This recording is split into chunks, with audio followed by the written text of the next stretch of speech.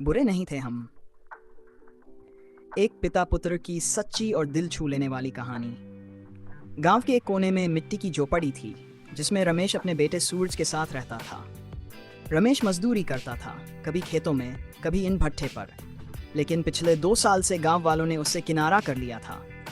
कहते हैं किसी के घर से एक ट्रैक्टर की बैटरी चोरी हुई थी और बस शक रमेश पर चला गया। कोई सबूत नहीं था, लेकिन लोग यही मानने लगे कि रमेश ने चोरी की है। उसका नाम चोरों की सूची में शामिल हो गया, बिना किसी अदालत, बिना किसी गवाही। अब कोई उसे काम नहीं देता। लोग उसके घर की ओर देखना भी पसंद नहीं करते। रमेश हर दिन सूरज को स्कूल भेजता था। फटी हुई यूनिफॉर्म, पुराने जूते, लेकिन आंखों में सपने। सूरज भी जानता था कि उसके पिता पर लगे दाग झूठे हैं, लेकिन वो कुछ कर नहीं सकता था। एक शाम सूरज स्कूल से लौटा तो उसकी आंखें नम थीं। क्या हुआ बेटा? रमेश ने पूछा। पापा, आज मास्टर जी ने कहा कि मैं गंदा दिखता हूँ और बाकी बच्चों ने मुझसे दूर बैठने को कहा। क्या हम सच में बुरे हैं? रमेश चुप रहा, फिर धीरे से मुस्कुराया, बेटे के सिर पर हाथ रखा और बोला, नहीं बेटा, हम बुरे नहीं हैं। हमारे हालात बुरे हैं और हालात बदलते हैं। उस रात रमेश ने खाना नहीं खाया। वो बाहर बैठकर चांद को देखता रहा। शायद सोच रहा था, क्या गरीबी सच में इंसान को गुनहगार बना देती है? समय बीतता गया। सूरज पढ़ाई में होशियार था।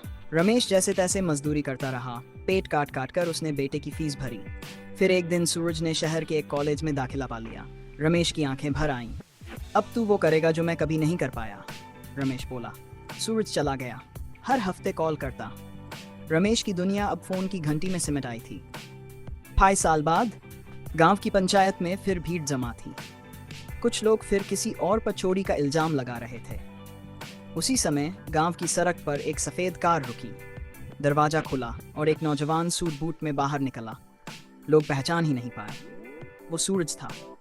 सूरज सीधा पंचायत की भीड़ के बीच गया और बोला, आज मैं एक कंपनी में अफसर हूँ।